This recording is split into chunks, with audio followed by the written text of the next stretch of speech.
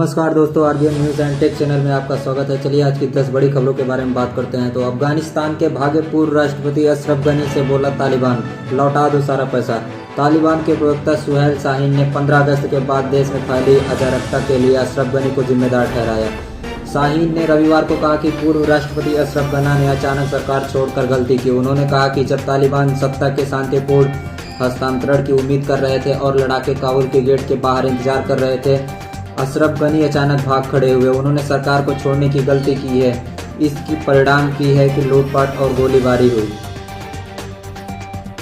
भारतीय वैज्ञानिकों ने की 3 विशाल ब्लैक होल्स की खोज, सामने आया ब्रह्मांड से जुड़ा ये रहस्य। भारतीय रिसर्च ने 3 अलग अलग आकाशगंगाओं से 3 विशाल ब्लैक होल्स की खोज की है। ये तीनों एक ट्रिपल एक्टिव गैलेक्टिक न्यूक्लियस बनाने के आल रहे हैं। ये नई गैलेक्सी के केंद्र में एक नया कॉम्पैक्ट सा क्षेत्र है जिसकी चमक सामान्य से कहीं ज़्यादा है।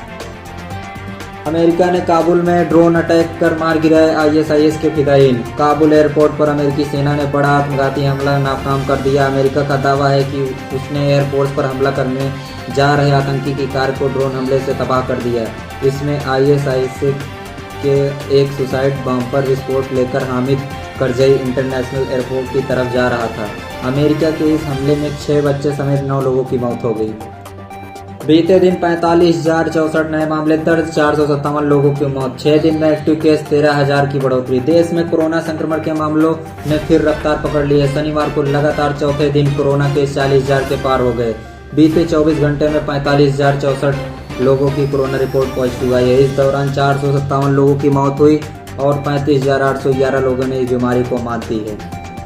भारत बायोटेक को 2 साल से अधिक उम्र के बच्चों के वैक्सीन पर रिसर्च की मंजूरी दी। जल्द आएगा टीका। 2 साल से अधिक उम्र के बच्चों के लिए जल्द ही टीका देश में उपलब्ध हो जाएगा। यह बात केंद्रीय स्वास्थ्य मंत्री मनसुख मांडविया ने कही। उन्होंने कहा कि अहमदाबाद की स्टार बायोलॉजिकल कंपनी भी टीका तैयार कर रही है।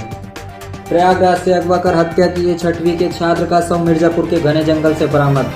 सराय न्याय थाना क्षेत्र के अंदावा के रहने वाले मूलचंद्र बिंद के बेटे अंकित का 19 मई को अंदावा के पास से अपहरण कर लिया गया था। परेशान घर वालों ने उसी दिन गुमशुदगी की रिपोर्ट दर्ज कराई थी, लेकिन पुलिस के मामले को हल्के में लेते हुए टाल दिया था। उत्तर प्रदेश के प्रयागराज से कोरोना टीकाकरण महाअभियान को लगा झटका। वैक्सीन की 350 डोज चोरी, एफआईआर दर्ज। कोरोना टीकाकरण महाअभियान में शुक्रवार को कोरोना वैक्सीन की 35 व 350 डोज चोरी हो गई। वारदात गंगापार इलाके के सौदाबार और धनुपुर इलाके में हुई। अभियान की समाप्ति पर वैक्सीन चोरी की खबर से हड़कंप मच गया। चिकित्सा अधिकारियों ने कोविड वैक्सीन की चोरी की रिपोर्ट दर्ज करा दी है।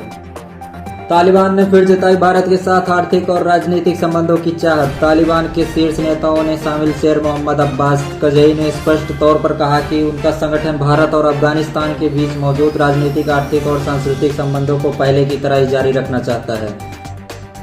यूपी समेत देश के इन हिस्सों में आज और कल होगी जमकर बारिश। आईएमडी का जारी हुआ अलर्ट। देश के कई राज्यों में पिछले कई दिनों से बारिश हो रही है। उत्तराखंड, हिमाचल प्रदेश और अन्य राज्यों में भारी भूस्खलन और बाढ़ जैसी स्थिति बनी हुई है।